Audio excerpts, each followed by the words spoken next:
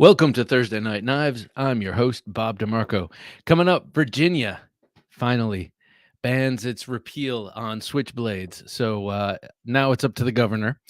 We also take a look at my Protex and Microtechs in a celebration of automatic knives. And then we talk in a further celebration about automatic knives. We talk about our bucket list automatic knives. I have my headphones on wrong. And so what does that mean? I'll tell you straight off. Microtech Stitch is one of them for me. I'm also kind of, what are these Daltons all about? They look kind of interesting. But before we get to any of that, you know what we're going to do. We're going to do a pocket check. Mike Emler, how's it going, sir? Bobby, he says. Well, it's good to see you, sir. Always a pleasure. Dave, how's it going? Evening, Bob and fellow knife junkies. He says, Prêt-à-tout will be headed your way in a day or so. Awesome. Dave is the man. He's going to loan me his concept Prêt-à-tout. I'm very excited about that. Lonely Stacker 777 is smiling the old-fashioned way. Hello, sir. I prefer a punctuation smile to an emoji.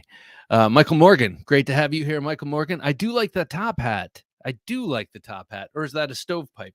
Are you telling me something? Did you get a new Spyderco? So that's what the stovepipe is all about. Stovepipe hat, as worn by Bill the Butcher. Terry T-Rex, good to have you here. What up, y'all? He says, what's up, y'all? Good to have you. Hero Sticks, good to see you, man. Evening, everyone, he says. We have Chris Blade Ogre. I was thinking about you this morning, Blade, because I brought a bunch of stuff with me to work today. I wasn't carrying it all on my person, but it was definitely Chris carry. All right, let's get myself settled here. Blade Hobby, good to see you here, Blade Hobby. Always good to have Blade Hobby with us. On the Edge 72, happy Thursday Night Knives. Best night of the week. I got to say, I agree with you. Every other weekend night, amateur night. Thursday is the night. Byron, good to see you here. Howdy, Bob, Jim, and Junkies. Thursday Night Knives.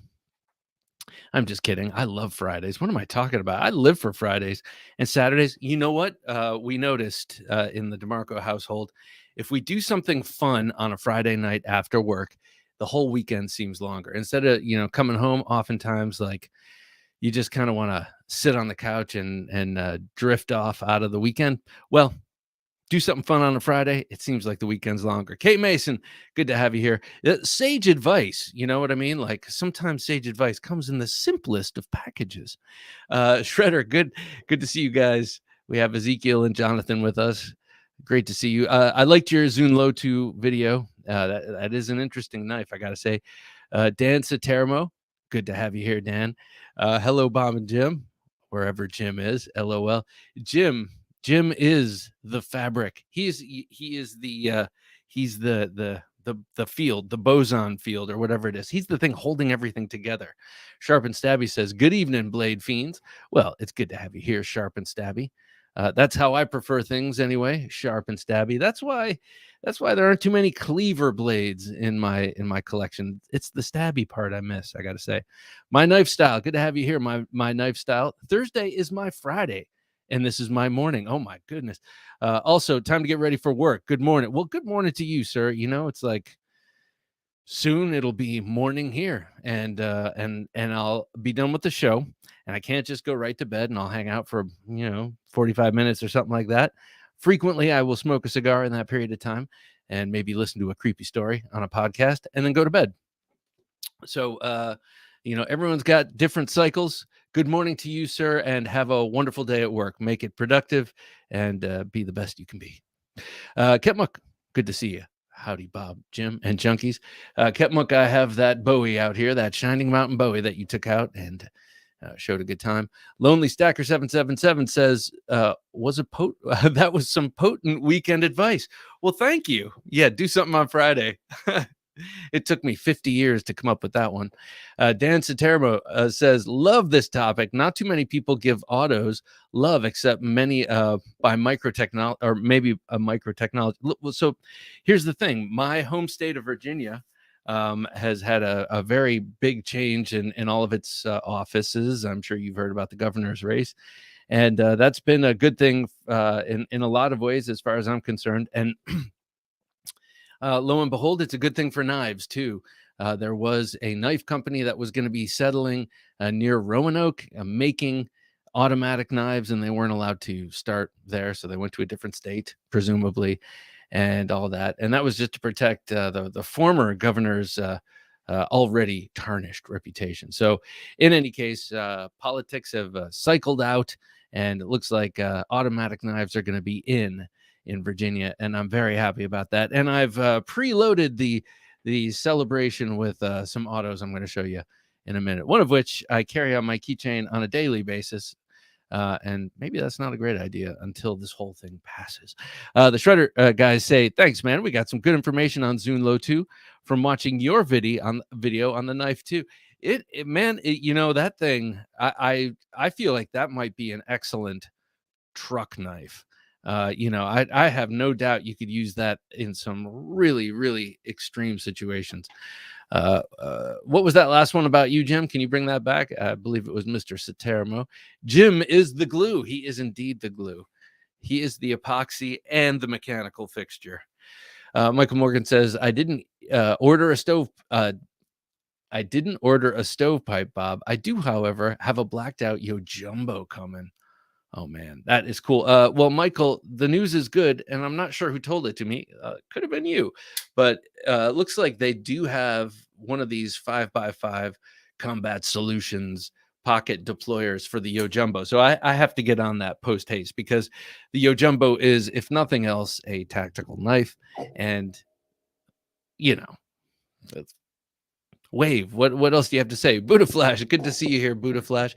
Buddha Flash sent me a really cool, couple of really cool pictures of Sansipar sword that he got from his home part of the world.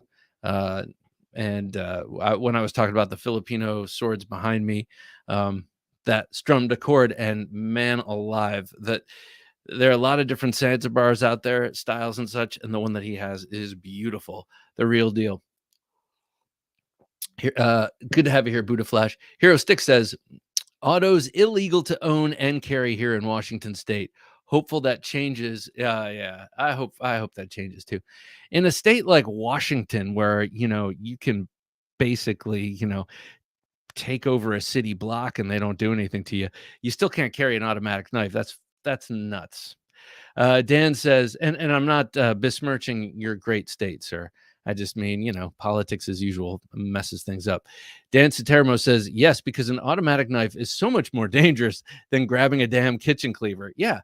Or getting a knife and having a little aftermarket thing that opens it up out of your pocket much quicker. But yeah, your point is taken. Or an axe handle, or a hammer, or a pistol, or a crossbow, or one of those things you go spear fishing with, a spearfishing gun, I guess. Rusty, knife lover, good to have you here, man. It's been a while. Good to see you. Or maybe it hasn't, but it's always good to have you here. Rusty's an alum. He's been around forever. It's good to have everyone here. So let's do a pocket check, shall we? I had a pretty good one. I mean, as usual, because I get to choose what I carry. And at this point, I've accrued a pretty nice little cast of characters. Today was one that was up on the chopping block last week, and I rescued it after no one bought it, you know, after my initial impulsive posting of it. But now I've decided, like Emerson's, I'm just not going to get rid of Hinderers. I will only regret it. This is the Hinderer Eclipse Tanto. This is first generation, according to Brandt, Hinderer collector. You know, he knows his stuff more than anyone else that I know about Hinderers. I want to know about Emerson's, I go to Edwin. I want to know about Hinderers, I go to Brandt. He said this is first generation. I prefer this. Not necessarily the Triway. I wouldn't mind having this on bearings and having it all bearing smooth and being spoiled like that, but I'm talking about the blade. I like the subtle sweep of the harpoon portion of this Tanto much better than the more abrupt sweep of the harpoon on the newer ones. I think this one's quite beautiful. Scott N, good to see you here, sir. Massachusetts can own an auto, not carry over 1.5 inches. Why do they do that? What's the point? You know, that's a little bit of a snarky insult, it seems like. You know, sure, you can do it. You can do it. Here, you got to carry a 1.5-inch blade, but yeah, you can do it. Kevin Moore, the big guns. It's good to see you here as always. Well, I'm plumb tickled to be here with you all. Fine night, folk. How are you, Bob and Jim? We're doing fine. I like this. We have a gentleman here. Well, I'm plumb tickled to be here with y'all. Fine night, folk, tonight. I like that. Good to have you here, man. Buddha Flash says, it's silly. I live in Cali, so we can carry an auto with an under 2-inch blade. What's more silly is companies make Cali legal autos. I agree. Carrying Sharp by Design Mini Tempest, Bowie blade, and blue fat carbon. Beautiful. I'm not okay. All right. I'm not going to say anything other than this. There is a little bit of blue fat carbon fiber in my future at some point. And I just happen to know that today. And that's all I'm going to say. Let's see. N. Conway, good to see you here. N. Conway, thanks for joining us. Love my little Kershaw Launch 4. It's my nightstand knife. Oh, yeah. Everyone, yeah. When you send in your what you were carrying today, your pocket check, let us know what your nightstand knife is. Mine right now is the Coyote, Backcountry Coyote, and always the Master Tanto. But the Launch 4, all those launch knives, I really, really like. The Launch 4, the Launch 5, and the Launch 9, I like especially. The Launch 9 is the one I carry out my keys. My knife style, good to have you here. I picked a ProTech Godson with a hand-ground mirror polished blade and clip. Yowza. Desert ironwood inlays, mosaic. Oh, that just sounds beautiful, man. That sounds beautiful. I'm with you. And I like the mosaic pin touch. That's a good one. Also on me today. Oh, Ketmuk says Wisconsin is pretty decent, has pretty decent knife laws. Hey man, hopefully in the near future, people get their senses about them, and all this nonsense is long behind us. I had 2 Japanese inspired knives on me today. Beyond this Hinderer. Blame Dexter. Good to see you, Blame Dexter. Everyone knows that you cannot hurt anyone with a knife 1.5 inches and below. Exactly. Can't, there's nothing you can do unless you're Colonel Fairbairn, or was it, who was it? Maybe it was Rex Applegate. There's a story about one of those hard asses from back in the day being hauled off into the desert, and he had a little penknife on him, and he dispatched the 3 guys that were going to take him out and shoot him with a little penknife. I don't know if it's true. It's what I've read, but why not? I mean, if you're one of those guys, you can probably do that. You invented how to do that. The Shredder says, love that ZT. We've got the Steel Will Roamer fixed blade and Civivi Kojin today. Very nice. Oh, this is not a ZT. This is a Hinderer itself. Sometimes, I have a friend at work, and he's got a budding interest in knives. And the first couple of times I said Hinderer, he thought I was joking. And I don't know why, but sometimes maybe it doesn't roll off my tongue as easily as it should. And maybe that's a good thing. Maybe I know the more I say it, the more I bring it into being, and that costs money. But thank you guys. Wait, can you go back to Shredder's comment for a second, Jim? Texas has no knife laws.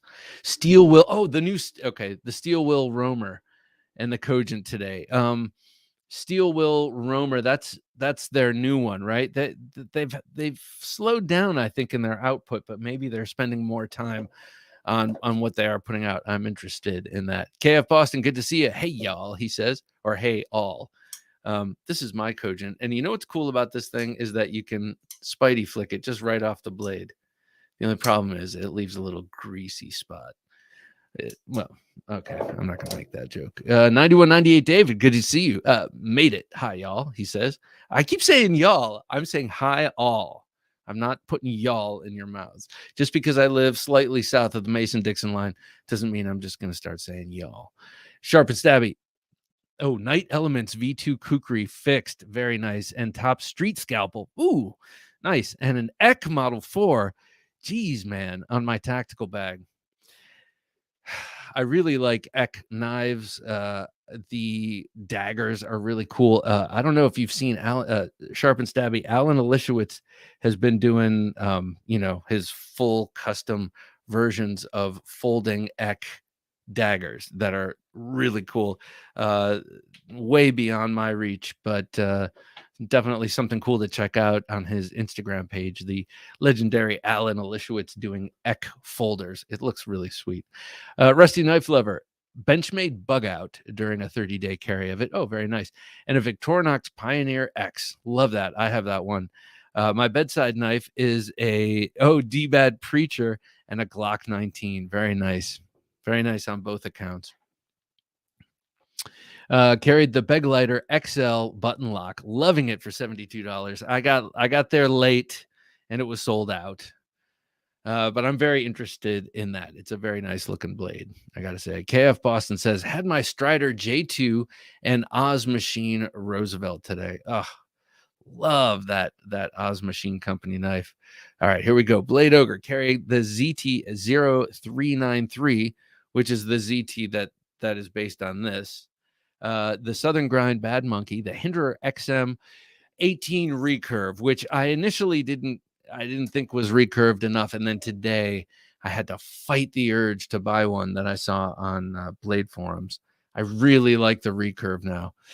The Hinderer XM18 recurve, the Spyderco Native Chief, the Monterey Bay Knife Slayback XL, and the GEC 73 prototype. Thank you for 511 tactical pants. Holy mackerel. And tactical suspenders, I suspect. Let's see. Bad Monkey is a good one. I had the Bad Monkey and I ended up getting rid of it. I gotta say, I'm not a steel snob and I'm not as much of a carbon fiber snob as I once was, but that knife intersected at those two snobbery levels. I was not happy with the carbon fiber because it was just that plain weave that I don't care for. And it was $200 and it had 14C28 and for blade steel, which is a great blade steel and way beyond what I would need it for or where I would push it. And yet still I let my, excuse the French, dumbassery get in the way of it, of enjoying that knife, which it was a cool knife. So maybe someday I'll get another one. Shredder says, sorry, man. At work, should have been paying more attention. Not at all. Not at all. Lonely Stacker 777 says, went with the assisted CRKT Ritual and the automatic Stonewash Guardian Tactical. These damn Guardian Tactical recons are so sweet looking. And they seem, from the way people describe them, the action just seems awesome. And of course, that big upswept, gorgeous Persian. It's an experience, I would imagine. I haven't tried those out yet. Scott N. TRM Neutron was my carry. I don't know why that came out so strange, but the Neutron, what a great knife. I love the TRMs. I love TRMs a lot. Ket McNussart carried the Gitano 3 weeks in a row. Very nice. My Bug Out, an Eldris, and an LT Wright Next Generation Becker BK21 Kukri on the bookshelf. Oh, no nightstand. I see what you're saying. Next Generation. And then period, Becker BK21 Kukri on the bookshelf. That's a good one. A Kukri in the dark is a good one.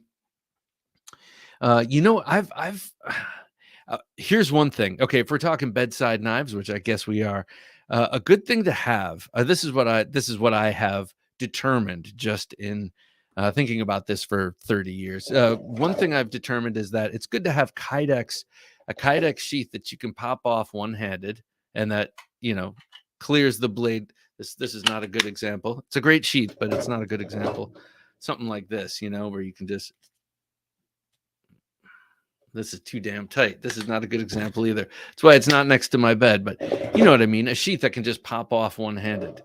And that's good because you would imagine you would need that knife if someone were actually on top of you, right? Otherwise, you would go into your gun safe and walk out or whatever you're going to do. But someone's right on top of you. You need something right there. You want to pop that thing and you want it to be small, I would imagine. Smaller rather than larger. But something about that Kukri, though, big and curvy. Very menacing. And well, let's just all pray we never, ever, ever need our bedside knives. Kane A says Skiff Drifter, nice, and a Sharp by Design Mini Tempest with the Bowie blade. I do love that Bowie blade, and the blue dark matter carbon fiber in the pocket today. That is. Every time a new Sharp by Design knife comes out, there's this little period of time where I experience kind of this rise in envy. I'm just like, not envy, I guess jealousy. Um, and then it passes until the next one. Now, next time he comes out with some of the daggers, which I know he's making for Blade Show, and I know I'm not buying one, then I will experience true. That'll be like, no, that's envy. Like, I don't want you to have that if it means I don't have it. Just kidding.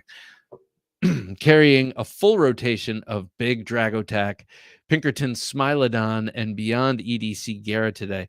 This is Dave saying this. Oh God. Okay, so he got the new Big Dragotac, and that's this Bastinelli, but it's got a contoured top handle scale, and it's also got a sort of raised pyramidal checkering. It looks like beautiful, and it's an M390. Still made by Lion Steel in Italy. Just a gorgeous production. And it's been a long while since Bastinelli has put out that Big Dragotac. And I know Dave has been really jonesing for this knife for a long time to have it in his collection. And so there are some other enhancements which I know will be pointed out in his video of the same. Can't wait to check it out. Blade Hobby. Today I carried my ZT640. I love that knife. It's an Emerson design. Civivi Cogent and Spanish Navaja with brass and bone handle. That sounds beautiful. That's probably my favorite knife overall. Like the Navaja, that shape is just so beautiful. K Mason says, so thankful knife laws have changed here in Colorado. So I carry autos, carrying a Rex 45 native this month. It's the knife that really got me into the hobby. Number one knife. Oh, sorry. One knife, 1 month. Oh, woo, excuse me. Oh, this was a good night not to have tissues nearby. Picked the wrong week to stop sniffing glue. Buddha Flash says, my bedside knife, Blackjack Model 14 Halo Attack. So cool. I love the Model 14 Halo Attack. That's the, that's based on the Randall, but either way, I just love that. It's got the finger grooves. It's got the broad Bowie blade. So nice. Byron, good to see you, Byron. Today's carry, Cold Steel Recon 1 4-inch spear point. Love that knife. And a 30-year-old Barlow, 30-year plus old Barlow.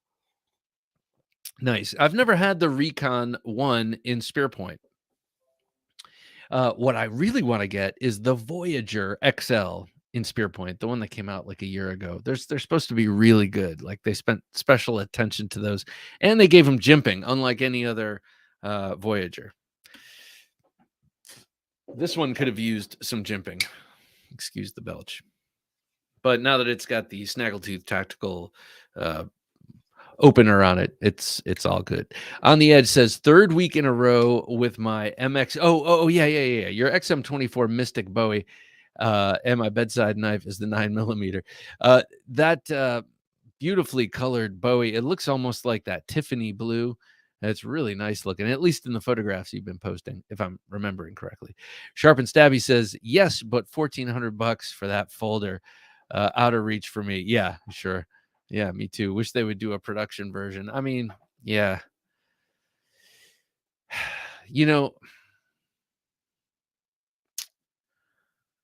Not yet. I'm starting to think, maybe because, I've been into buying not just little, but I've been into buying custom fixed blade knives for a little while. And so far I have not been crazily tempted to sell off knives to get a custom folder.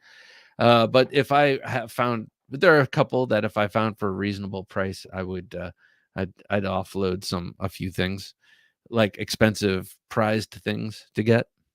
Maxim Maker says, for my knife carry today, the Doug Ritter RSK Mark 1 G2 orange handle, black blade, like that combo. And for the torch, Olight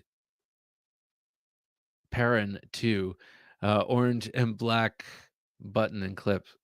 I don't know where I went. My mind went somewhere with that.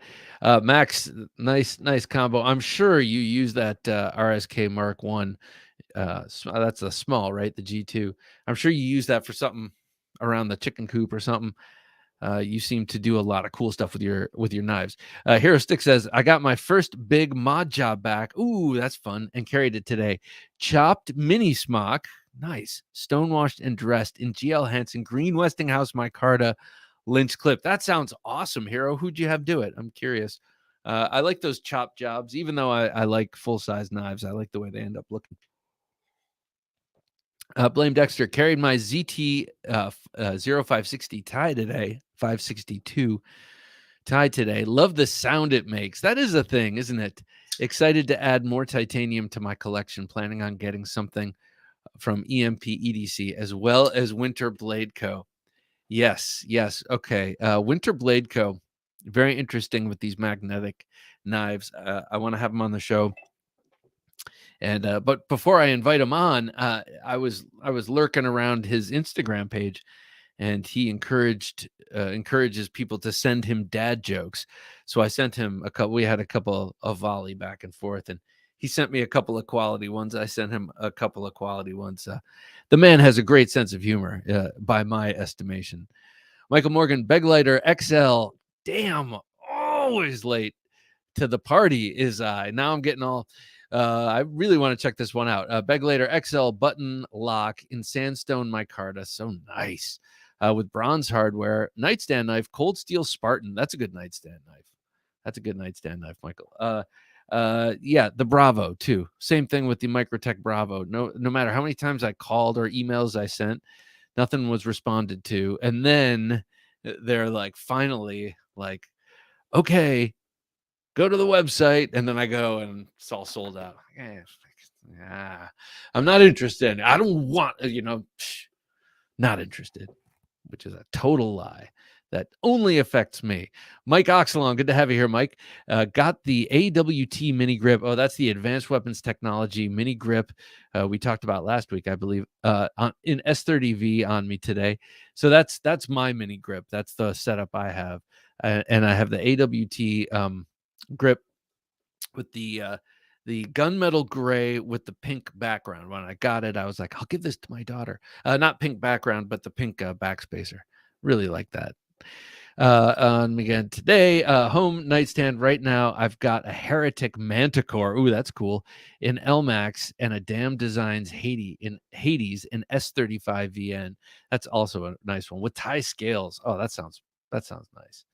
I love those damn designs. The four I had here were awesome. 90% of my knives are bedside. Nice. You do a lot of sitting up in bed, thumbing the knives. Hey, while we're here, hit the like button. Do it. Hit the like button. It doesn't cost you anything, and it helps me out. Projects with Paul. Good to see you here, Projects. Put a deadbolt on your bedroom door. Yeah, exactly. Yep, and come up with some strategies. I have a couple of friends. Well, I have one friend in particular who has who teaches people those kind of strategies, and he taught me a couple of simple concepts that I didn't think of. JN, good to have you here. What up, everybody? I'm late. Hi, Bob. Hi, Jim. Well, JN, 'tis a pleasure, sir. KF, dogs closest to the door. Geez, yeah. Everywhere I look, we are armed. I know it. That's funny. Dog to me is like you got alarm, you got a dog, you got weapons, but to me it's the dog.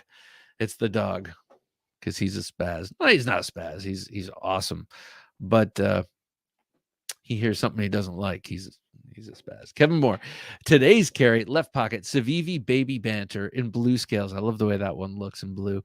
Right pocket wee banter in blue scales. Oh my god, Kevin, trying to give me you're giving me agita here, Kevin. You're breaking a major rule, but maybe since they are so exactly the same, maybe the rule doesn't apply. Maybe that's a nexus in the universe that must be adhered to. Hey, everyday EDC. Thank you so much. This show rocks. Well, thank you. I appreciate that. And for this, you get a salute with one of my fantastic fixed blade knives. I think okay, so this is one that no.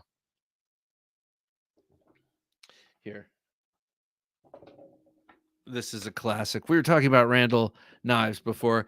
Everyday EDC right here. This is one that most people don't EDC. I wish we could. I wish I could. I'd carry this on my hip. Not because I'm expecting to get in a duel, but just because it is a fantastically cool knife. This is the Combat Stiletto, the Model 2 from Randall Knives in the 7-inch blade.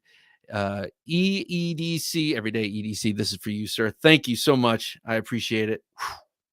That's for you. Thank you. Awesome. And a good excuse to show off a Randall Model 2. On the auto bucket list are the Combat Troodon, double-edged plane, serrated, and Hawk deadlock. Okay, those two are on my list too, definitely. I have a Troodon that I famously bought thinking it was a Combat Troodon and was shocked when I saw it so tiny. But I do love that knife. Oh, and the deadlock for sure. But a stitch, a Microtech stitch. I don't know what it is. I mean, the Borka design is so cool, and Microtech. It just that I would really love to have a stitch. Hint, hint, Dave. He has a stitch. Dave's got some knives that that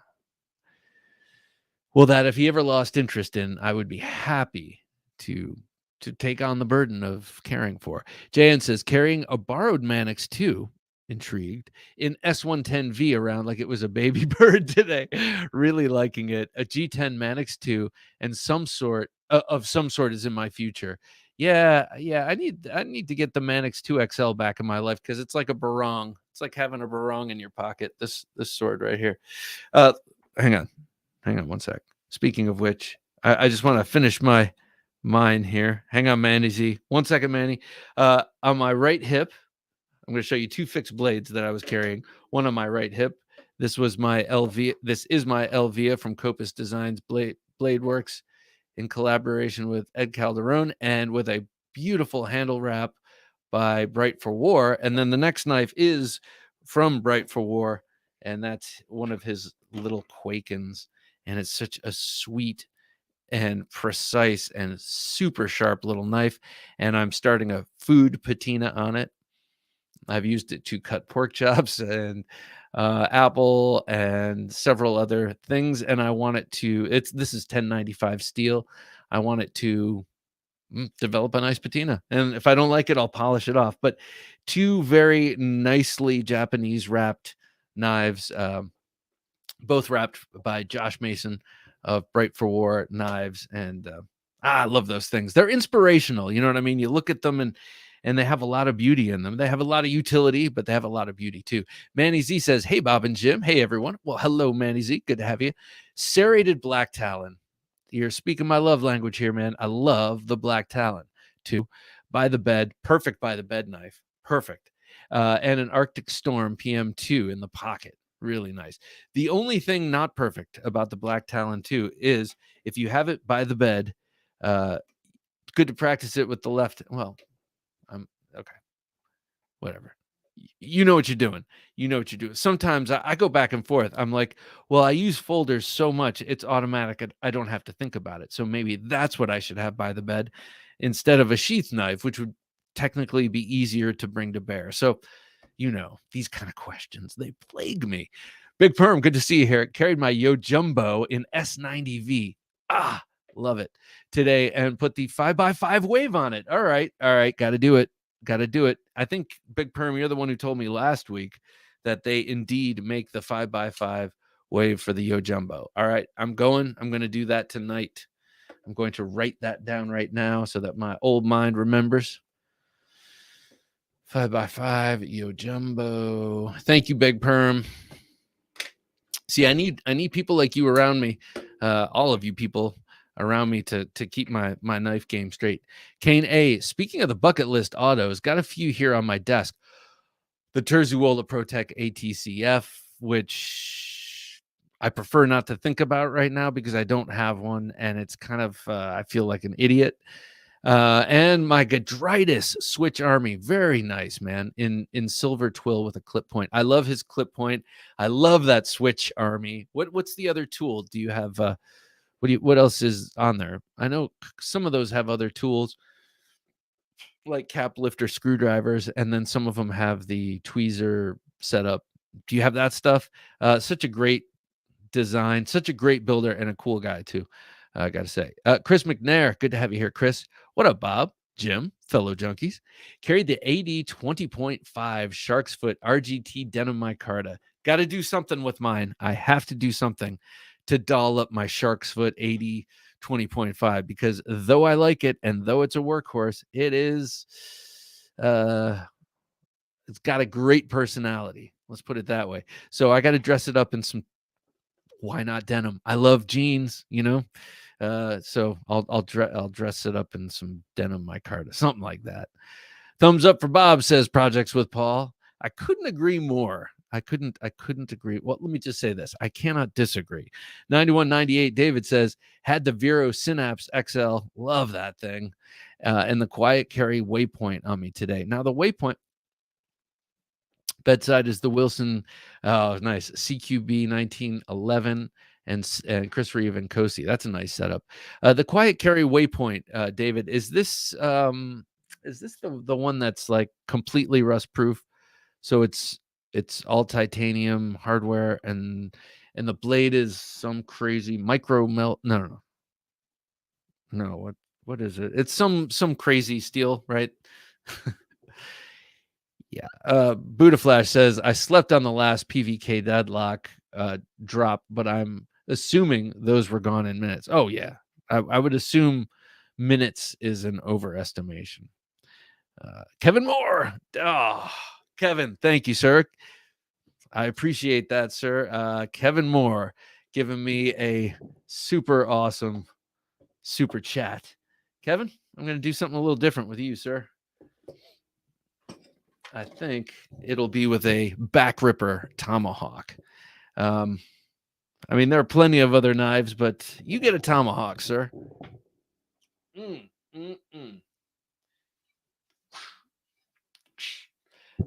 you very much, Kevin. I appreciate it greatly.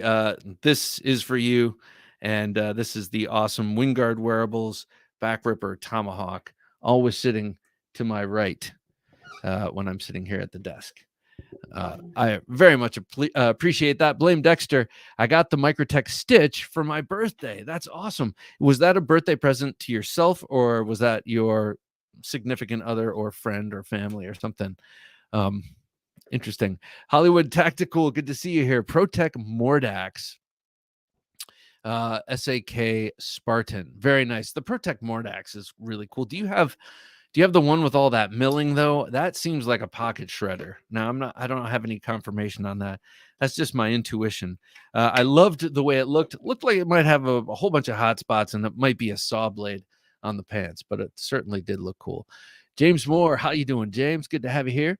Hey everyone, if I ever move away from California, I'll think about getting some autos. Sunny California. So many good things about California that I know of, just having been there a handful of times as an East Coaster. But that whole thing about the knives, that's just, I don't get it. It's weird. It doesn't seem consistent. So I'm sorry, because there's a whole universe of autos you could be enjoying, but we'll see. We'll see if wiser heads prevail in California with knives. The banters bring balance to the force, Bob. Okay, I have no doubt about that. I have no doubt that they do. But if you really want to bring balance, then you have to carry two of the exact same knife. To have two knives in the same series but different sizes, it just feels wrong. Just feels wrong to me. It breaks all of the rules. But like you said, or no, maybe I said that. Maybe they're so close that it's acceptable. I guess we'll go with that. Blade Hobby says, my current bucket list auto is the new Protech Terzola Tuxedo ATCF. Yeah, I think that's definitely on my list as well. It is beautiful. And I was bummed to find out the size. It's like a good size. It's like it's big enough that I can't dismiss it on size. Dan Santermo says, Kid's making me miss a lot of the show. I will have to rewatch it. Children. Don't you know how important this stuff? Oh, man, this is some important stuff going on. Bella Bear 88. Hello, all. I saw the new Max Ace Medusa out the front. Ooh, that sounds good. It is titanium and has an interesting look. Okay, I got to say this about Max Ace. They have always been making they have always made cool designs, but lately with this one, Attilas something, I can't remember exactly what it's, the double peaked clip point, and they have a bunch of other. Max Ace is doing some really cool stuff. Many laws are unjust, immoral, and unconstitutional, says Dan. I agree with you, Dan. I can't agree with you. I have to agree with you on that for sure. Byron says the only two autos that I have ever wanted or tried are the Terzuola ATCF and the Godfather 4. Yes, sir. And yes, sir, that Godfather 4 is beautiful. Byron, how about some of the classic Italian Switchblades? You can get those. They do make them new. You know, there are companies that are making them with modern materials. A classic Italian style out the side stiletto. What do you think of that? That could be something worth craving, or not craving. You know what I mean? Jonesing for, I guess. Hollywood Tactical says, Knife Junkie, I have an exception to the rule. You can primary the Yojimbo, then the regular Yojimbo on your offhand.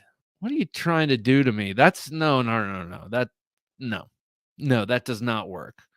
Sorry. You would need in the offhand or the other side, you would need a blade that does the opposite. You would need a Tanto or some sort of upswept blade. Does this require, do I have to say it? Yes, you would need something different. That's, man, you know how to get to me, man. What are you trying to get on Knife Fight tonight? Is that what you're doing? Because it's out the side automatic versus Spidey hole. That's what we're doing later. Out the side automatic versus Spidey hole. Which is better? That's what the Knife Fight is going to be. So let me know what your, I guess I don't need to say that. You know, you're already doing that. You're sending me your pocket checks. And I want to show you something. I have this case, this really nice case. It's a vault. Mike Emler says, crap, I missed the beginning. Well, Mike, it's good to have you here. I was just going off on an irrational rant about carrying knives of the same blade shape. I got this great Knife Nuts vault, Knife Nuts podcast vault. Levon sent this to me with a knife, which was so cool. But I am using it to store my knife adjacent tools. And one of them here. So here, let me put it like this. One of them is a knife, but I'm taking that out of here. But so I have my quill in here. You know, the quill. I have my Broner. I love that. By JB Stout. Broner, bro. And I put a little snake thing on there. Little snake knot. And then here we have, this ordinarily lives at work with my pens, but this is a ventilator pen. Are you familiar with the ventilator pen? Did you listen to the podcast we did with Ed Calderon? You all you got to do is take one of these pens, you know, a regular Bic pen. Say you're in a bad situation at work, maybe someone comes in who's unsavory or something like that. You take the ink out, you rub this on the carpet. I did this on carpet. You can do it on concrete or whatever, but I sharpened it on the carpet. Took like less than a minute. And then you take the cap out of the top, and it's a ventilator pen, meaning it looks like a regular pen, but when you remove the cap and you close the top with your thumb like this, you can jam it into someone's neck basically and push it in and ventilate them. It's a horrible thing, actually. I'm kind of just talking casually about it. It's an improvised weapon that you use when your life is in danger, you know. So there's the pen. Here's my little G10 Liberator, which I've made more of these, and well, I've made a couple more of these, and really liking these, and I'm making a couple of them out of AEBL, but that'll be a while until those are done. But I made this. It's a dice pick. That's what I'm calling it. It's a pick like an ice pick, but it's got a die on the top, so it's a dice pick.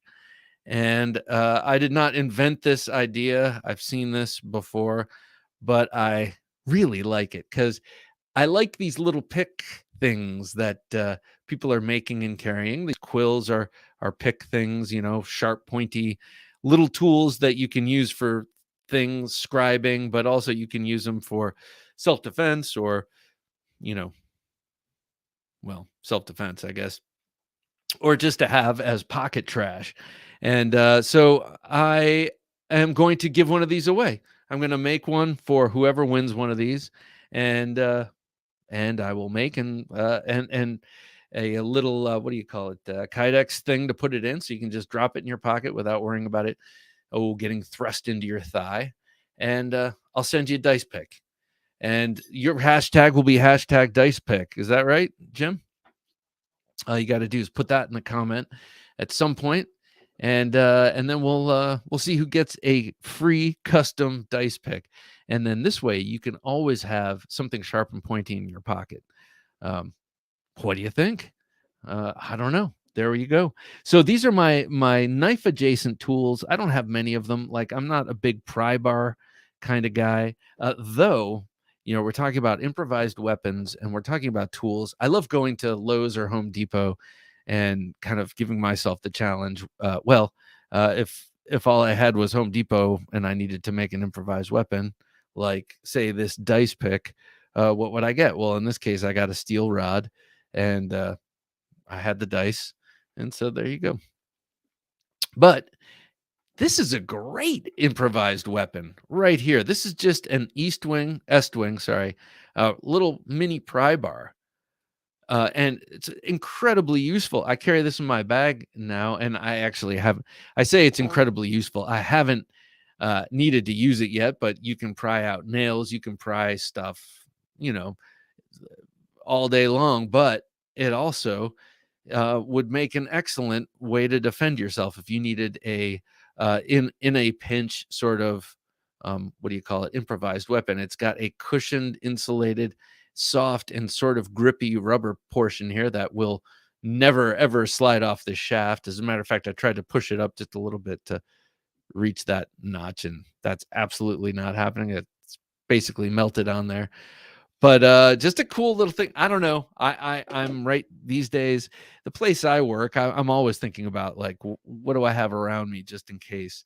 And not that it's ordinarily a rough place, but it's the kind of place you could see someone coming to rough up.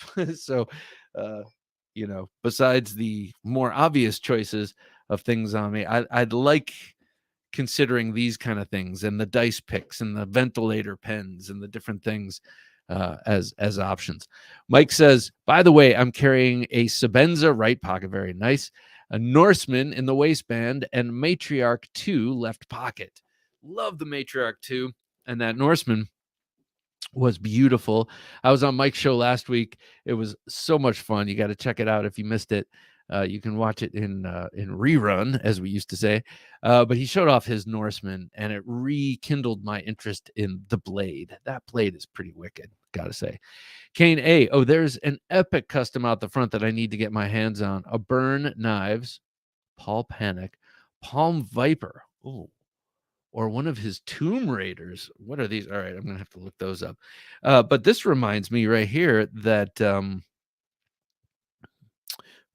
Knives, that Bastinelli did a collaboration, one of many collaborations with Microtech, and it was the one of his karambits, but made automatic, where the button is up by the ring, and you flick it, and the karambit blade flips out.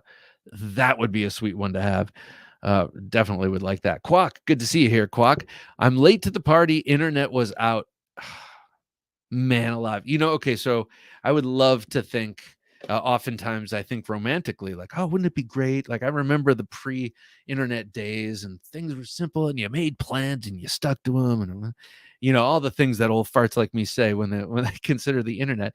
But then when there's an instant of interruption to my service, it's like end of the world. I have to send this email, or I was just watching this video about this knife, or whatever it is.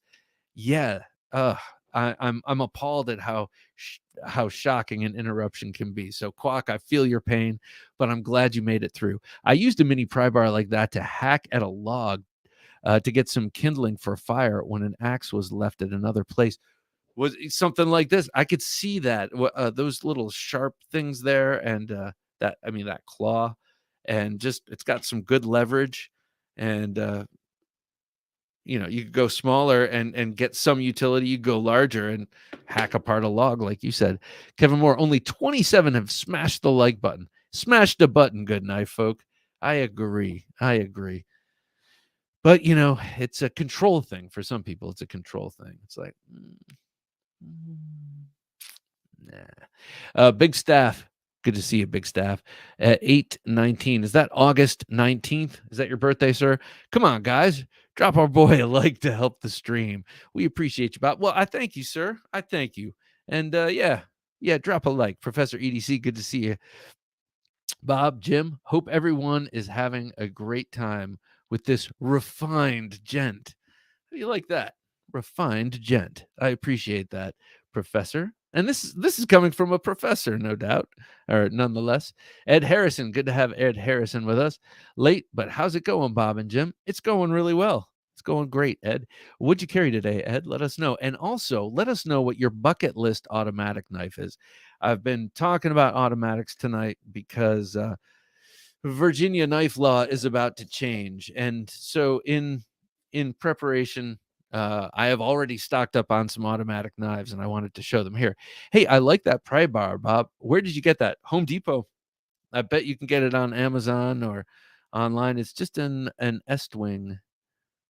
Here, I'll put it under here. It's got a great balance and feel to it, I gotta say. Oh, can't read the I swear it says Estwing there. Yeah, handy, not too heavy, but heavy enough to be steel, and it can ride around in your bag and do work for you, or ride around in your truck. And there you go. So I'm going to show off some of these here. This is my very first automatic. Let me take that back. In the 80s, when my mom and dad went to France, they brought back a cheap switchblade. Same thing when my brother went to Germany in the 80s. He brought me back a cheap switchblade, but I'm not counting those. Those are great, and I have them squirreled away, but I'm talking about new era automatics. Yoda Doug, good to have you here. I got my Sniper Bladeworks LPC on the way.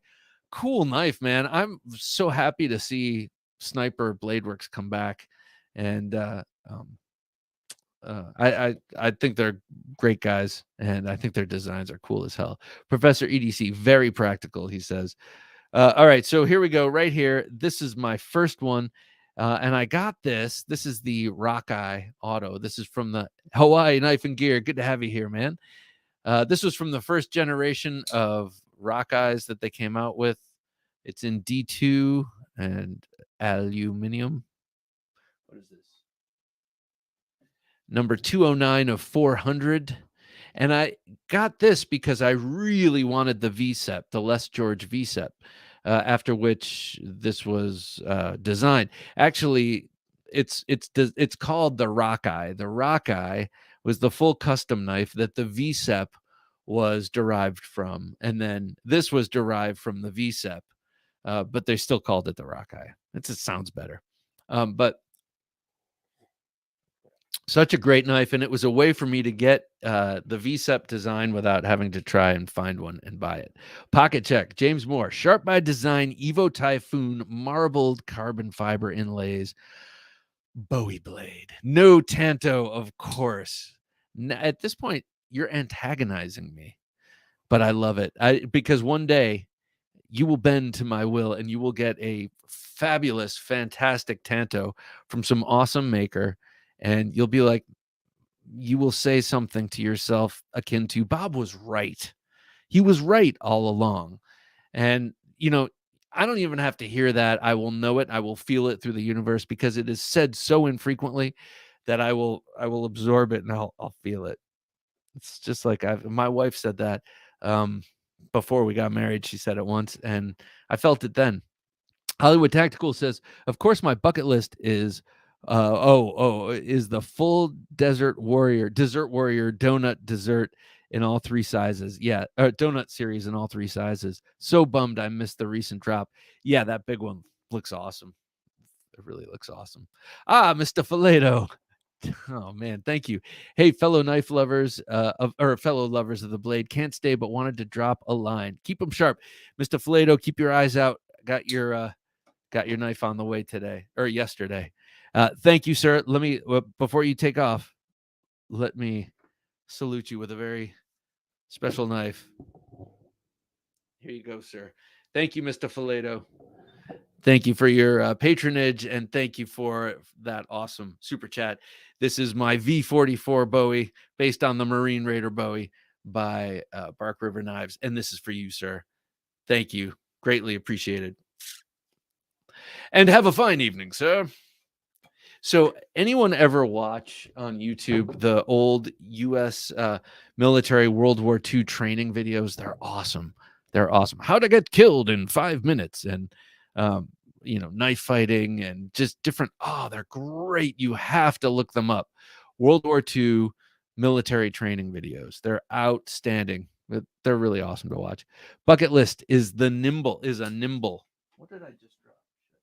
Wait, what's the nimble? Isn't that's not an automatic though, right? Are we talking about the EMP EDC? Let me know. My knife style. My Grail automatic is the Ralph Dewey Harris cut and shoot. Ooh, I don't know what this is, but it sounds cool. A fancy out the side with a pistol built in.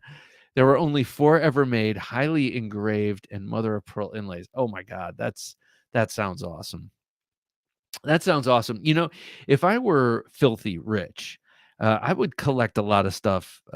Like I might have a couple of cards, yes, and I would get art. I would get a lot of art, and I would get fancy ass knives like that. I would get like super fancy art knives and engraved knives, as well as I'd still be getting cold steels. I just would have every single cold steel. That's all. Bella Bear 88 says pocket check. Wife got me the Formac Scout. She's a keeper, but you don't need me to tell you that. So, Ben, my run around the house knife for a day, pretending it's not overkill. It's not. It's not overkill. It's an ounce of preparation, or 8 to 10 ounces of preparation. Yoda Doug says, I want a Les George knife that's bigger like that. So, I know that ProTech periodically puts out the big rock eye. That's like a 3.4-inch blade. So you can get it that way, or just keep your eyes peeled for Les George. I mean, it will run you some money, but it is definitely worth it. It's like Sebenza money, which is expensive. Don't get me wrong, but it's a little bit more of an intimate production, and so highly worth it. Pocket check, Benchmade altitude front left. Ned Knives, good to have you here, Ned. And Sean Leong fixed blade front right. I don't know Sean Leong, but I like that you carry a fixed blade knife, sir. I like the cut of your jib. We have Ned Knives. Hollywood Tactical, Camp X in Canada, where the Brits taught the U.S. the black arts due to treaty concerns, couldn't do it in the U.S. proper, led to the OSS. Oh, interesting. Camp X, I'm sorry, go back to that if you would, Jim. Camp X in Canada, where the Brits taught the U.S. the black arts due to treaty concerns, couldn't do it in the U.S. proper, led to the OSS. So this is like sabotage and assassination techniques and espionage and cool shit like that. Cool, like romanticized stuff that's probably not actually cool when you're doing it. Professor EDC, auto bucket list, LUDT. Yes. Forgot about the LUDT. I love that. I think that is a beautiful knife. I think it looks great. And from everything I've seen on the YouTube for years, it seems like it fires like the Microtech out the sides are interesting to me because they're fewer and further between, and they seem to be like ultra strong. Nick, good to see you here. Nick, I love Thursday Night Knives, says Nick Martino. Good to have you here, Nick, as always. he's got a cool cast of characters. Check him out on Instagram for sure. Yoda Doug says those shark locks, I mean, access lock cold steel knives are going to be around $80. Access lock cold steel knives, indeed. Yeah, they have some of that fidget factor for sure. My bucket list, but also you might say it's like the compression lock and the access lock had a couple of forgotten nights together, and then along came the shark lock. Steel Oven, good to have you here. My bucket list auto is either a Microtech Halo 5, nice, gray tiger stripe camo, or a G&G Hawk Model C with marbled carbon fiber. Dude, get the G&G Hawk and then sell it and get 2 or 3 Halo 5s. That G&G Hawk is awesome. But a cool thing about the Halo and the single action out the fronts is that unlike an automatic like this, the Troodon, for instance, which if you actuate it against that, it will stop and kind of run off the tracks. With a single action auto, you're charging it with the spring. You're pulling it back and charging it, and it's coming out. And so you can hurt yourself with a Halo coming out, full speed. So careful with that, because everyone's like tested these, and I've never done it against my bearskin, but it doesn't take much to stop most out the front knives, double action out the front knives, but single action is a different story. Blade Hobby, my holy grail bucket list auto is the Microtech Halo 6 Hellhound custom. That Hellhound blade is pretty cool. Now, anyone who has a Hellhound, you got to tell me. I would be 100% in on the Hellhound blade design if it was 3 edges. The straight edge, then the upward Tanto edge, and then it's got that swedge. Is that swedge sharp on the Hellhound? Can anyone tell me? Please let me know. Quack says, I'd like to try out a Larry Chuman dual action auto.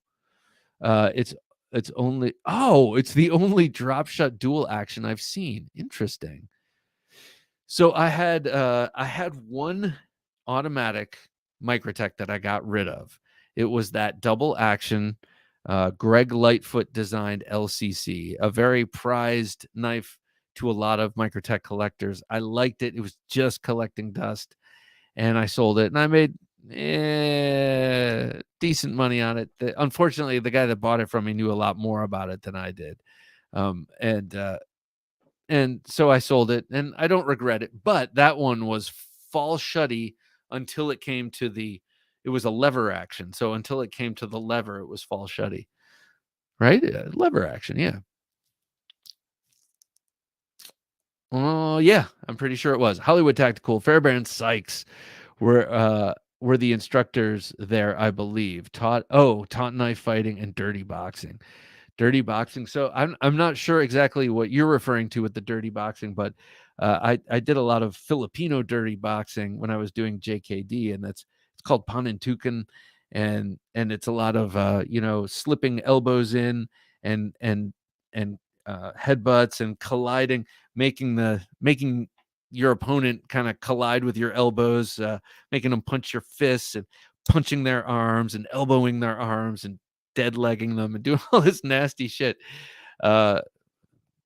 and oftentimes doing it so that it can't be detected as easily from a third party, like a referee, for instance. My Knife Style says, I got the crazy art knife this week. Oh, cool. A fixed cold steel Trailmaster Stag. Oh, dude, USA Carbon V with tons of engraving by Bruce Shaw. A deep cut bear mountain lion. Oh, man, that's awesome. Okay, that sounds great. I was just reminiscing the other night. I was on eBay. I was looking for a Talwar. I need to get a Talwar in my life now that they've been re-released. But I came across a Trailmaster in Stag. And when they first came out with the Trailmaster, it was offered either in the regular Kraton handle or in the Stag handle.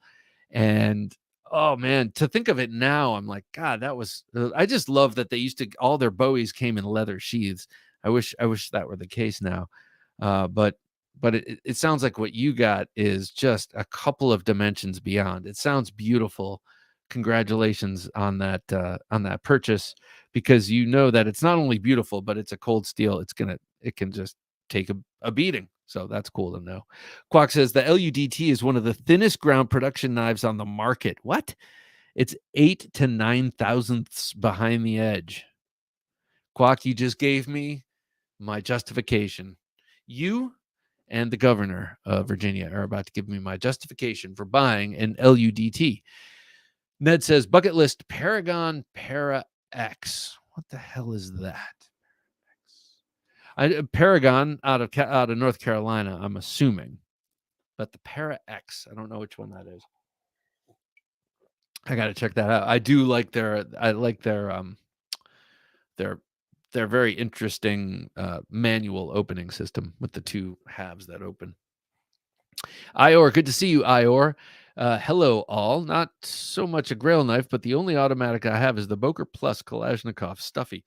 I mean, excuse me, stubby. Perfect fifth pocket knife.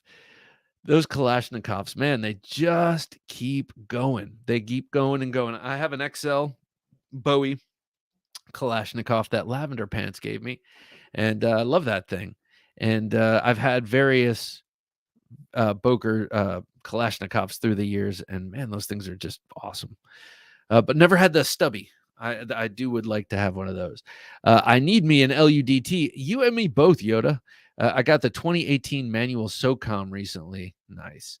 It's a sweet knife. Need more Microtechs. I'm in the same camp with you. I got here. I showed you this one. Here's my other Microtech out the front. Now I do have this, which comes in the automatic, but I don't have it in the automatic. That's a 2012 Socom Elite. But look at this thing. This is just beautiful. I carried this yesterday for the first time in a long time. And I usually, if I carry an automatic, it's usually this little Microtech, oddly enough. Like I said, I was very disappointed in how tiny it was, thinking I bought the 4-inch version instead of the 3-inch version. Plus, it's got some weirdness. It rings. Here, listen. It rings, and then I was fixed it for a while, and then the fixing didn't work anymore. You know, it's kind of a problem child. But this one right here is just, never disappoints. And I really like the double-edged dagger with the serrations. And not for nothing, but both of these knives, the Troodon and the Ultratech, are really good when you flip them upside down, because they do outstanding milling in their aluminum, and you have this for the thumb and then this back here for the finger, and it's just a great setup for thrusting and such. So I love those, and I'm really excited that I can start getting more automatics. I mean, not that I just didn't get too many of them because you can't carry them. And now I will be able to carry them soon. Now I might be celebrating a little early, but I think it's going to happen. Yoda says, I dreamt about the Quayback Mike showed last. That was a nice knife. Yes, I do love the Quayback. Last night. I think I got what you meant. What did I say? Yeah. My bucket list auto is the Protect Terzawola. Can't find one in stock yet. Yeah. And I've been seeing people turn them around for a lot. I saw that like almost immediately on Blade forums. That always kind of bums me out. Got to go. I forgot my anniversary today. Oh my God. Now I have to spend time with my wife. Well, enjoy the time with your wife. And, you didn't forget it. You were waiting to spring this surprise on her. So have a great night, Mike. Thanks for joining us. Always a pleasure. Max the Maker, if I had 500 laying around, I would get the Microtech Hera with source artwork. That sounds cool. What's the source artwork? The Hera is beautiful, and you have to say that, otherwise Hera will doom you to an eternity of misery. A Sinister Knife says, good evening. Well, good evening to you, Sinister Knife. Great to have you here. We're talking automatics, because in my home state, they're about to change the automatic law. And I was just showing off my automatics. So do you have any? Let me know. I have the Stitch Combo Blade, the Brachial and Socom. Brachial. Is that the skeleton knife? And the Socom. I don't have an out the front, so may get Ultratech soon. Yes. Okay, so today I was looking around Blade forums. Not that I'm saving my money right now for a project, but that doesn't mean I don't shop around. And I really want. Oh, that sounded a little too desperate. All I mean is I'd be interested in getting a Tanto, one of these, Ultratech Tanto. Tri-State EDC, good to see you. I have my Grail Auto. Oh, I have my Grail Auto, the ProTech ATCF, which technically I don't have. Metal Complex has it, but still, it's yours, and it's coming back to you, assuming that he doesn't, do something terrible, which requires you to get in your car and drive out of your tri-state area and go collect your ATCF.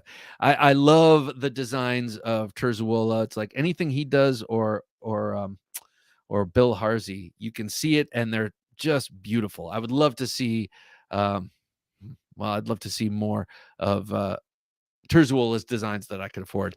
My true auto grail would be a Warney ProTech. Someone call Dave and make it happen. All right, let's do that. We'll start a campaign. A Warney ProTech. So, are you thinking like a Malibu but automatic, kind of like a Malibu? Is that what you're thinking? Yoda says Brachial is the Bastinelli. Oh yeah. Okay, that's the one I was talking about before.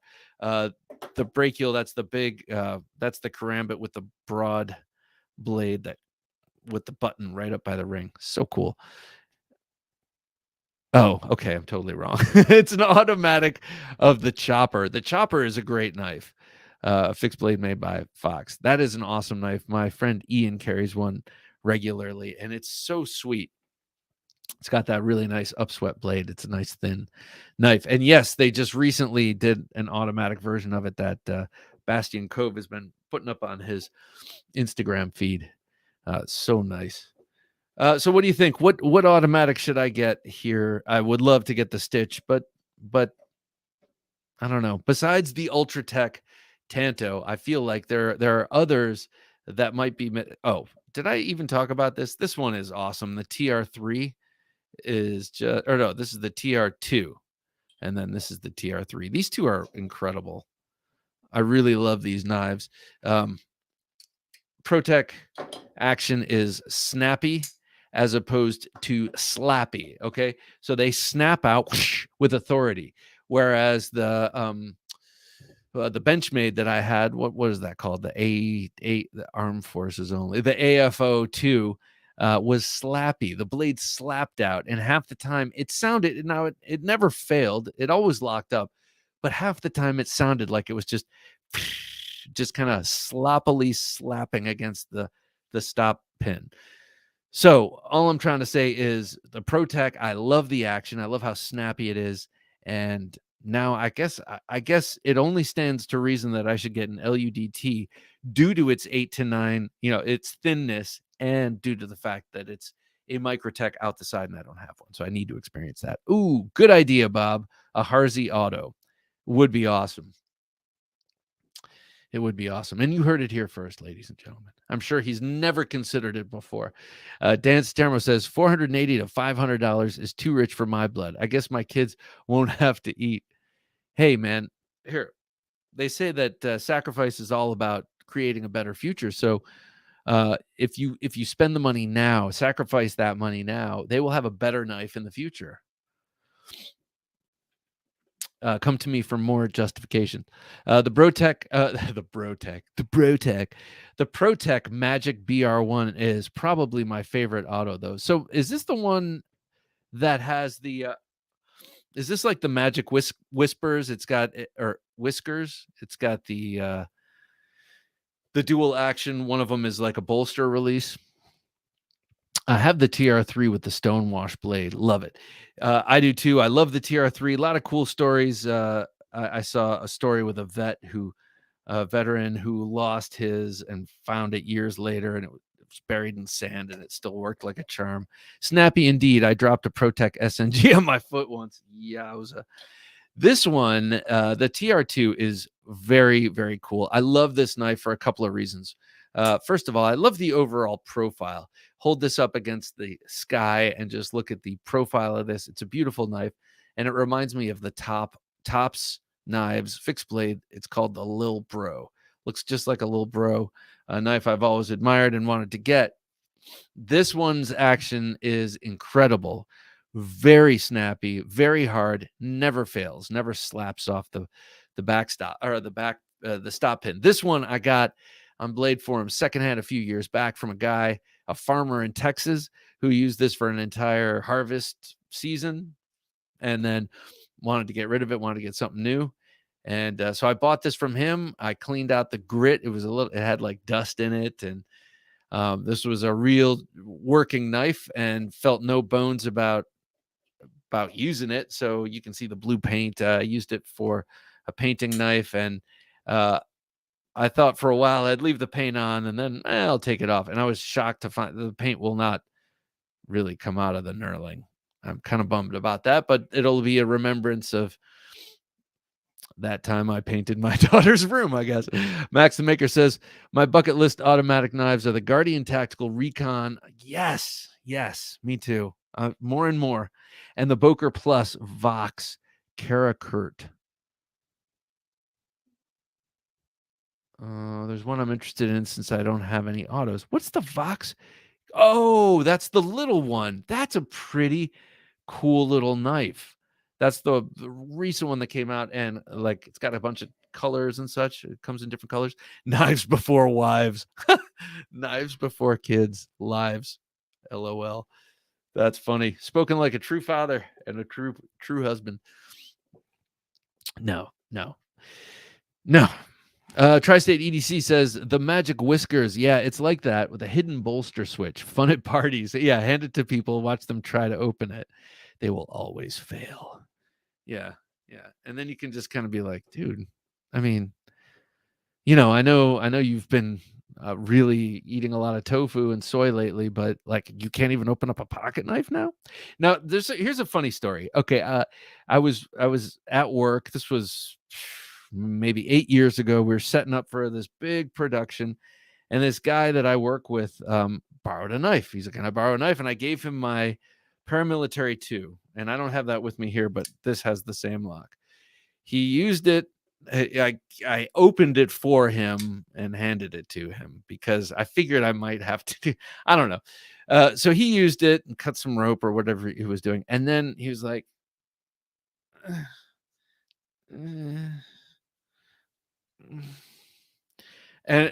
and I was standing with an engineer friend who I work with. And, obviously all he had to do was look at it for an instant. And he knew exactly how to close it, even though he didn't have this knife or know about it. And I sort of assumed the same thing. I mean, but I'm not exactly your average person when it comes to having a pocket knife in hand. Like most of us aren't. So I figured like it's so obvious. Like you can't close the blade. That means it's locked open. Let's see. Is there a switch somewhere? And oh, there's one. Anyway, I just thought that was hilarious. This guy just like, ooh. Like, no, it's not a fixed blade. It does close. I swear. What I like about knives is that you don't have to worry about is you don't have to buy ammo for them. It makes it easier to spend the money. That is true. And like all good zombie manuals, you don't have to reload a machete, All right, so let's get to the drawing on this dice pick. Let's do this. I announced it a while ago, and then I went off at the mouth, man. Imagine that. I don't know how that happened. But in case you're wondering, in case you are just showing up, we're going to do just put hashtag dice pick for this in the comments. And I will make this one is mine. So this is not yours. I will make you an even better one. But it will have one of these red skull die tops. So this is a steel shaft with a point on it, and it is stuck into a die so that you can carry it around in your pocket. It will have a little Kydex sheath that it fits into, and you can carry it around in your pocket. And whenever you have any scribing needs, or you need to break up some ice, you have this right here.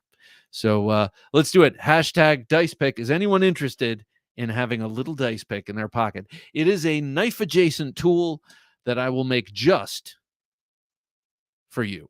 All right, let's do this. Jim, what do you say? Has anyone interested? I'm sure there's got to be someone who wants a dice pick. All right, let's do this.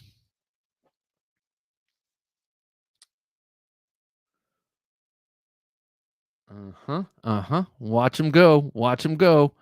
Watch him go. Max the Maker. All right, Max. Okay, sir.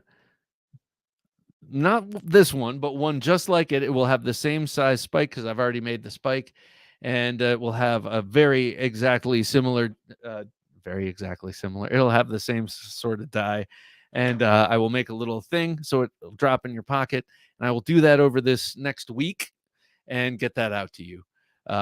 Max the Maker. Thank you, sir. Thank you for and thank you everyone who entered in to win a dice pick. Maybe I'll do another one of those in a few weeks, or maybe I'll make another little knife adjacent device. I've had ideas about that ventilator pen, but doing something like that out of brass and cordage, just for fun. I don't know. We all like sharp things, even if we don't need it. But yeah, Max, I will be needing your address, sir. So just you can send it through the email over there on the website, or just send it to bob@thenifejunkie.com. There you go. All righty. So let's see what else. I've shown you my knives. Damn it. Is there a consolation prize? Walt, try next week. No, you know what? I might make. I'm gonna make. I know I'm gonna make at least 5 more of these things because I've already made the spikes. So I'll probably I'll give more of them away in the future, and I think they're fun.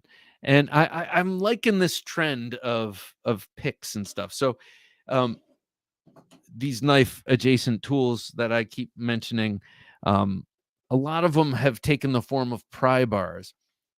Those are less interesting to me, but when you add a point or an edge, then I'm like, huh. And obviously you can't really have an edge without it just becoming a knife, but you can have a point without it becoming a knife, and it's a pick. And I just like it. And maybe it's I was gonna say maybe it's the Italian in me, but that's actually just perpetuating negative stereotypes. But I know Jim likes his ice picks. Heck, I'd love a Knife Junkie sticker. Sticker or sticker? Sticker or sticker? That was clever, Bob. That was really clever. But I'm going to make more of these things. So if you're interested, let me know, and I'll make them available for sure. And not for nothing, but there's going to be more available here soon as well. Knife adjacent and knifey type things that we're going to have here. Sounds like Bob needs a worry stick. What's a worry stick? I like the sound of it. Is it a bludgeon-like instrument, or is it something that you hold and you like a worry stone? I like them both. Ketmuk says, Bob, you should get a Wingard Wearables dick pic. Okay, here's the problem, Ketmuk. I really want one, and every time I'm ready to get one, they're sold out. And I know that I think they have some right now. So this thing right here, I was recently thinking about how this is set up kind of like a dick pic, and that those Wingard wearable things are just so cool, man. There's been Yoda says there's been a big thing with tool companies making EDC mini pocket pry bars that are miniature versions of the full size versions they make, right down to the handle. Oh, yeah. You mean like these things, but even smaller. Yeah. I've noticed that. I noticed that just today. I love going and just looking at this kind of stuff. It's a pokey kind of tool, it is. And for a minute there, I was like, ice picks, no one uses ice picks anymore, I don't think. like they used to. Everyone had ice picks around the house, in the kitchen, on the bar, because that's how you kept your food cold. You got a big block of ice, and you put it in the ice box, and you chop some ice down with your ice pick, and you can still find them. Go on to Amazon. You can find legit ice picks. All right. Well, you know what? I would love to bring Mr. Hollywood Tactical on. We all know Hollywood Tactical. He's got a couple of knives he wants to show us. And frankly, I want to see these knives. So let's bring him on. Hey, man, how's it going? Okay, so first of all, way back when you had asked me about the Tops Micro, I think it's called the Microhawk. Hold on, I forgot. Yeah, the Microhawk. Yeah. So this is designed by an Alaskan bush pilot who needed, so they have very strict weight regulations, and he wanted it to be comfortable that he could EDC it on the plane in sitting position, right? So so he needed a true one tool option. So it's like a hatchet, but then the top is sharpened. That's your knife blade. And then so this cool. is paracord wrap, so he's got his length of paracord. So this is a genius little thing. I know you like Tops. I've decided I'm going to put my money towards Tops instead of Essie. I know that's going to piss a lot of Essie fanboys off, but I think they do much more edgy, creative, interesting stuff. Oh man, I could not agree with you more. I could not agree with you more. For example, this is the SXB. So it's the Skull Crusher blade, I think is what it's called. And you can get it with different micarta patterns. This is their, I think they call it their tire tread pattern. And it has, has a little bit of that extreme recurve that we saw in the Tom Brown tracker. Yeah. That is apparently just amazing for feather sticking. And then it's got the sawback for notching, right? So for your stakes, your traps and everything, and lashing holes. So, and this is basically a pry bar, right? That thing is how heavy is that? Well, I'm curious heavy. about this turn of events. It's not light, They do make a mini version of this though. So it's more, that one's much more EDC size and EDC weight. This is the regular version. So that's the designer EJ Snyder. Oh, so that's a Tops. I know you'd like that. And that then nice one other Tops that I think you'd love is hang on one second. Yoda, hang on one second. Oh God, wait, hold that. I love that, the California Cobra. But hold on. Yoda says used to have a Tops bootlegger, which is a cool, very straight knife. Only complaint, the handle was too thick. That is a complaint that a lot of people have, is how beefy in hand Tops knives are. But what Tops does is, though, they do index. They have this hole up here, kind of like the way sub hilts are done. It's like an indexing thing, right?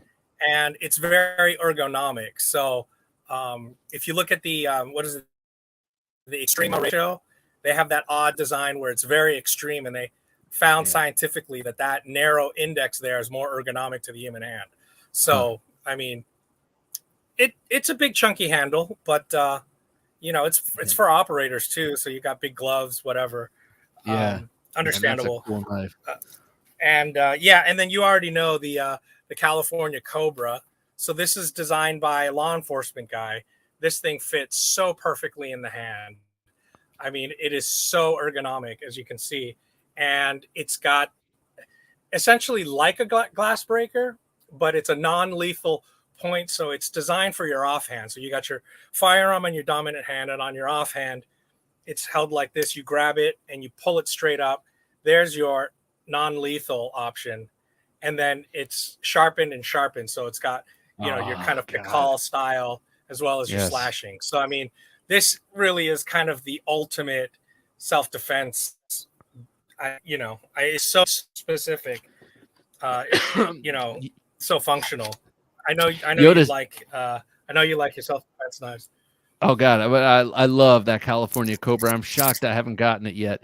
It's been years I've been drooling over it. Yoda says, I want to see more Tops folding knives. And they've made some folding knives, only a few, and they've spent a long time in between kind of figuring them out. They're definitely more fixed blade company, but I've heard good things about their folders. They have a couple folders, and there's nothing to write home about. I don't. There's a trillion folding knife companies. I don't personally need to see a Tops folding knife, because there's plenty of there's Cold Steel already. I'm sorry to Tops, but Cold Steel makes those brutal knives. For that matter, the CRKT Ruger Heavy and Go, that's a good beefy heavy use knife. That's budget. So Pry Bars, this is also from Tops, right? And it's just your EDC, your mini Pry Bar, right? Cool. So it's glass breaker, which, kind of like you said, that's definitely an improvised weapon if you need. Yes. Yeah. So is that, Yeah. So it's your nail puller, scraper, pry bar, mini pry bar.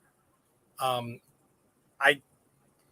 asked what those O-rings are about.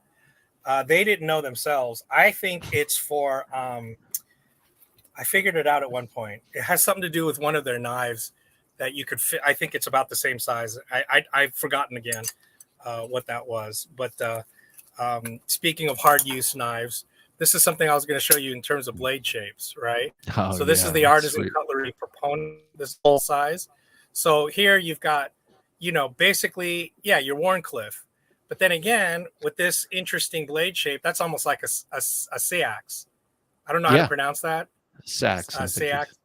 Sax. Yeah. Apparently that's where the term Saxon comes from. They were so well known for the Sax that they came to be called Saxon. I don't think that's an urban legend either. I think that's actually true. I say no. I don't know if it's an urban legend, but I've heard the same thing, and I love that. I've heard that it's not an urban legend. Yeah. I've heard that it's actually true. But so you've got that this is the Burgundy. This is the Burgundy micarta, and then there's the mini of this. So is that the extra that's pin the mini hanging version. off? Pardon me? Is this that the pin? And then this is the pin that you could put in there, right? And it basically makes it like a fixed blade. It screws in there. So then you. How big is that mini? How long is the blade on the mini? It's 3 inches. Okay. Jeez, that's huge. It's the full size Proponent is really big. I actually got the mini first, but then when this came out in the Burgundy micarta, I had to try it. And this it's basically like a full flat grind, I guess, and it's very slicey, while at the same time, not as weak as say a hollow grind might be. And, right. Just in looking at the Yojimbo, they kind of have a similar profile, but So someone was mentioning the Cold Steel Axis lock, right? So this is the Ritter Hogue, right? Now, I'm not sure what they meant, but so you've got your CJRB version of, I think they call this a reflex lock. Now, this is, in fact, basically an axis lock transported to the top of the knife. And in some ways, it actually kind of works better in terms of you can one finger it. So it's really quite convenient. This is like an axis lock. The Shark lock, even though it's in that position, is not at all like an axis lock, because the pin in there, it's the pin plus this fin back here, which is actually a back lock. So you look at the original Triad lock, right? So the original Triad lock, you've got that pin. Let's see if I can show it there. You've got the pin. So the reason it's Triad is you've got the tang here, the pin, and then the back lock, right? Then you swing. See, the pivot is right here. So this swings open, right? So now they took this Triad. I believe it's John Demko that explained this on your show, Bob. But he explains how this Triad, so this 1, 2, 3, then they shifted it down so that for the 80-15, right? Now they put the pin and everything back here so that this whole thing moves up. Then once they realized you can move that back there, that's when they came up with the shark lock, where now they made the entire back lock move backwards. So it's not at all like the axis lock. No. I think you've got the back lock, the pin. I think the point that was being made is that it is as fidgety as a and addictive to manipulate. And here's the punchline of what I'm getting to. Do you recognize that? This is a cold steel. Oh yeah, that's I think it's from the 90s. It's the old Recon 1. I think they called it the Ultra Lock. It's an Axis. Did you know that? This is vintage. I did not have one, but is that what it was called? The Ultra Lock? Is that what they called it? I think so. I think the Ultra Lock sounds right. This is the Recon 1. I think they called it the Ultra Lock. So there is actually an Axis lock from Cold Steel. Yeah, right. Exactly. Yeah, lock. Right. So anyway, that's my little 2 cents on that. I like it. I like your 2 cents. Hey, Jim. And then in terms of ice picks, that's the one. That's the Old Hickory, right? Yeah, I want the Old that Hickory. One. The Old Hickory. They make Ontario makes them, right? And they've been made in the U.S. for over 100 years. 1095. Made in the USA, extremely affordable. And back in the day, some people still call refrigerators icebox. I mean, it's kind of antiquated now, but that's because back in the day, refrigerators were literally just icebox. You buy the whole big block of ice, and chip at it. I still need that because I have an old freezer that freezes up. So. Oh yeah. You have to use that to defrost it. Yeah. I literally do. Yeah. It's so ghetto. I know. No. I mean, that's what it is. That's what freezers do. Everyone's got to do that. Yeah. Hey man, are you up for a knife fight? Sure. Because I want to do out the side automatics versus Spidey holes. So in both, Spidey hole's easier. All right. Well, you get to choose whatever you want as you are my guest. I'll argue Spidey hole. Okay. Oh, okay. All right. Well, do you want to go first or second? Sure. I'll go first. Okay. All right. In 3, 2, 1. Okay. Well, Spidey holes are easily just as fast as a spring. I mean, you can blink and miss that. There's no reason you need a special spring, right? Plus, it's a lot safer. The detent allows you, that button can suddenly release at any time, right? So that can go at any time. Plus, in an emergency circumstance, if you have to whip it out, you can still do that because it's just a detent as to being a whole lock. I mean, this is recessed so much. Sometimes if I'm got a lot of adrenaline in me, I may not be able to access that perfectly every time. So if anything, there's actually more of a delay because as you can see, they recess it for safety reasons. Plus a lot of automatics have, locks on them. Otherwise there's no tremendous need unless it's some sort of emergency why you need that much split second. Lastly, generally us knife nerds don't like assisted knives. Why? Because they don't drop shut. Well, that's all the more true for automatics. They really, really don't drop shut. Even some of these high-end ones, they still reach, they have new designs where they can kind of come down, but in the end, they're practically two-handed knives. So I don't see any advantage. I see lots of disadvantage. Plus, there's a much bigger stigma around an auto. So I think I went over a minute. Yes, but your points were infuriating enough. I had to let you keep going. So I can't get your argument straight because on one hand, you were talking about the dangers of how this automatic knife could just suddenly just go off in your pocket. Like these mythical guns we keep hearing about in the news that just kind of just go off and then people die. I don't think automatics do that, but in your argument, you said they do. And then you go so far to say that the button is too difficult to actuate because it's deeply inset. So which is it? Is it too hard or too easy? Is it going to go off in your pocket, or is it going to be too difficult to actuate in your hands? I think really you got to the crux of the biscuit at the end when you said stigma.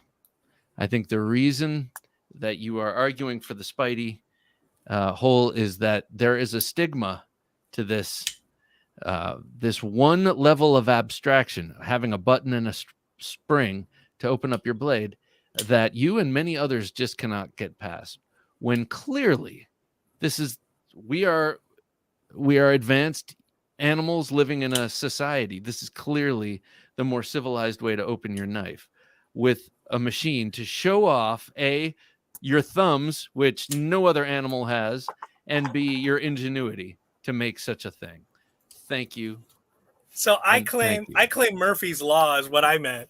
It'll go off in your pocket when you don't want it to, and when you desperately need it to, you're gonna have struggle finding it. I think that's my argument. Murphy's Law. This is the XXL, right? Yeah. Again, I just don't think you're gaining anything. It's fun. And actually, with that, I happen to agree with you, actually, but with that XXL too, it is even more so, because that is like a slow, slappy blade. Look, it's slow. And the other thing too is, this isn't a D10; it's a full-blown lock. So outside of that button, I think that's the point I was trying to make. Outside of this button, there is literally no way of getting this knife deployed, right? Mm-hmm. And the weakest link, right? Whereas with a Spidey hole, you can middle finger flick it, you can thumb flick it, you can Spidey drop it, right? You can you can just D10 drop it. If you're panicked and you freak out, and you don't know what to do, your muscles are all, you can at least just yank it out and D10 drop it, So Walt says, I'll take the Spidey hole over the auto, but all in all, I'll take a thumb stud because it's tactile. Yeah, I know what you mean. I do like on the knife Hollywood Tactical has right now, the PM2, you can access that hole without any problem. But there are some, that like the Spidey Chef, it's a little less cut and dried. King Snake Jake, good to see you here. That's exactly right. Stigma. Well, thank you. See, we have someone who knows. No, I'm just kidding. If I had to choose one knife to get stabbed by, it would be a cheap $11 Chinatown OTF, because that'll probably fail. Yeah, exactly. This is funny. That's the stigma, though. The stigma is on OTFs, which are, you buy a $400, $500, $600 one, it still has blade play. It's just it's a shit technology, sadly. Professor EDC says, "Ooh, Bob is playing rough." I think personally the best is not even mentioned. To me, it's the Wave. If you want something really, like, you want a folder to deploy fast, I think it's a Wave-like situation. Exactly. If you really want something super fast, technically the Wave. Yeah. So this is the $11 Chinatown OTF that I picked up. Nice. I believe it's not real gold. Really? I believe probably not. And I purely get it for fidgeting. I doubt it would really even cut anything. Yeah, it's just a cool little thing to have. Yeah, listen, it's terribly made. If I'm going to get stabbed by anything, let it be one of these. That's why making these things illegal is dumb. Yeah. These are the most ineffective knives in existence. Rusty says, in California, I can only legally carry an automatic knife under 2 inches. So Spyderco Spidey hole is better. Yeah, I hear that, man. We were talking about that a little bit earlier, too. Hollywood, it's kind of funny that the conversation has devolved into what knife people would want to be stabbed by on this show before. And people have gone in the opposite direction. I want a Todd bag, bodega, super fancy. But yeah, I like your point. A super cheap out the front will just derail as it tries to enter your there's no way, leather jacket. And this is great, Yoda Doug. That's where I used to get my Switchblades when I was a kid, we used to drive down to the border, and Yeah. and get all our illegal switchblades. Or a lot of people remember Rebel Without a Cause. James Dean, like oh, well, no. sadly, that's why they got what's it, the West Side Story and such is what led to their ban in the first place. It's preposterous. It's so silly. Ridiculous. Well, what do you guys think? Out the side automatic, Spidey hole. Do you like automatics? I'm personally excited that Virginia looks like automatics will be permitted. As soon as our pretty cool governor signs, it's up to him now. Went through House, went through our Senate, and let's bring automatic knives back to the state, sell them, make them there, and carry them. It's very, very exciting. Yep. So Microtech stitch, even before the stitch, I want the LUDT. Really want that, especially since I heard what a great cutter it is now, and a whole host of others. I like automatic knives, and now I'm permitted to, almost. Maybe I'm getting out over my skis a little bit, but I'm sure it should be good. I'm very happy for the people of Virginia, says Andrew. Thank you, Andrew. Well, I think that's about me. I love Snaggletooth. I have one on my bug out. Me too. I love Snaggletooth. Yeah, I want to get a Snaggletooth for my cold steels. Oh yeah. Wait. What's that? This is the Fred Perrin. It's like a gravity knife. Oh, sweet. I love Fred Perrin.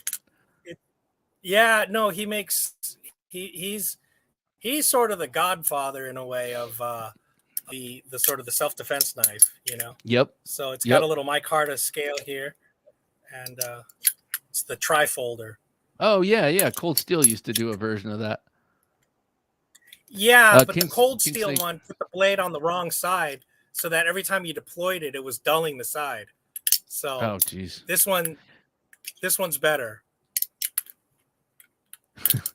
King Snake Jake says, remember the bad guy or mugger in the movies? You always had that shot of him flipping out the switchblade.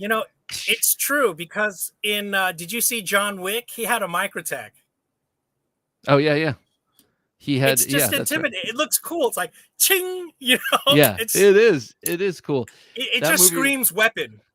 Yeah, it does. It does. It does not scream Boy Scout camping knife, Tool. Andrew says Ohio is on the verge of complete knife freedom. I love that. That's my home, the state I was born and raised in. Well, the state I was raised in. Matthew, it's great to see you. We have Matthew Christensen with us. It's good to see you here, sir. We're just talking about how awesome it is that Virginia will soon be a switchblade state, automatic knife state. Buddha Flash says, yeah, blame Hollywood for the ban on autos and bally songs in California. Well, so, the funny thing about that is West Side Story started off as a Broadway. PPT, yes. So you could blame New York. Yeah, that's true. But it was always funny. Matthew Christensen says he loves the PPT, the Fred Perrin folder. That is a cool one. And it always came with a little fob on it, which is kind of cool too. Dan Satermo says, although Wisconsin repealed auto knife ban a little while ago, I didn't wait for them to tell me what I can have or not have. I know. That is true. I don't think any of us really do. I mean, those of us who are criminals don't care, and those of us who are not criminals and don't have run-ins with the police don't care either. So, just be good. Just be a good person. Be smart. All right, Hollywood Tactical. I think that's me for the evening. I am running out of steam, and it's great to have you, man. Always good to have you come on and do a knife fight. It's always nice to have an extra. I don't know. You seem to have a good mind for this stuff. So thank you, sir. Pleasure. I always have a big opinion on every knife fight, but all caps. Yeah, exactly. All caps. Yell it. And coming up on Sunday, we have Dave Ridbaum of Kingdom Armory coming on. Kingdom Armory, I've been following them for 7 years. So cool. His designs are so cool. The Bill the Butcher, especially the XL. I love that. Well, his Bill the Butcher is now being made by Spyderco, and it's the new stovepipe. A really unique and gorgeous looking knife. So I talked with Dave Ridbaum about that on the upcoming Knife Junkie podcast. Be sure to check that out. Have a great night, Matthew Christensen, and great night to all you, Professor EDC. Great to see you. Thanks for the effort, Bob, he says. And Jim, King Snake Jake says, thanks, guys. Take care, everyone. Well, thank you, sir. Thanks, and take care to everyone. Fun show. Thanks, Bob. Thank you, Yoda. Appreciate that. Quack, have a good night, everyone, and hooray for Virginia. That's right, Quack. Let's hope I'm not speaking out of school here. Thanks for the show again, says Chris, Bob, and Jim. Night, everybody. Well, good night, sir, to Blade Ogre. See y'all later, folks. Well, you all have a wonderful, awesome weekend. Dan, I abide by most laws. I don't steal nor harm. Dan, stick with that. You'll be good to go. Good to have you here. Byron, have a good night, man. Bob, Jim, Hollywood, good night, y'all. Well, good night to you, sir. Buddha Flash, good night. And thanks for showing me that Sansabar. What a sweet sword. Heading off to work, Ior. Well, have a wonderful, wonderful, and productive day/night at work. Be the best you can be. Steel Ovan, great night, guys. I put the great in there myself. Night, guys. Well, good night to you, sir. Thanks for the great show. All right. Nick Martino, good to see you. Love you all. We love you too, Nick. Stick around. Peace out, brothers. I enjoyed it immensely. Well, I did as well, Dan. Ed Harrison, night, everyone. Keep them sharp. You too, sir. Keep your blade sharp and your wits sharper. What's that from? Put it in the comments below, and I'll see if you got it. Thanks, y'all. All right. Well, thank you, and thanks to Sharp and Stabby. Great talking with you tonight. Until next time, I'm Bob DeMarco saying, for Jim working his magic behind the switcher. Until next time, don't take dull for an answer.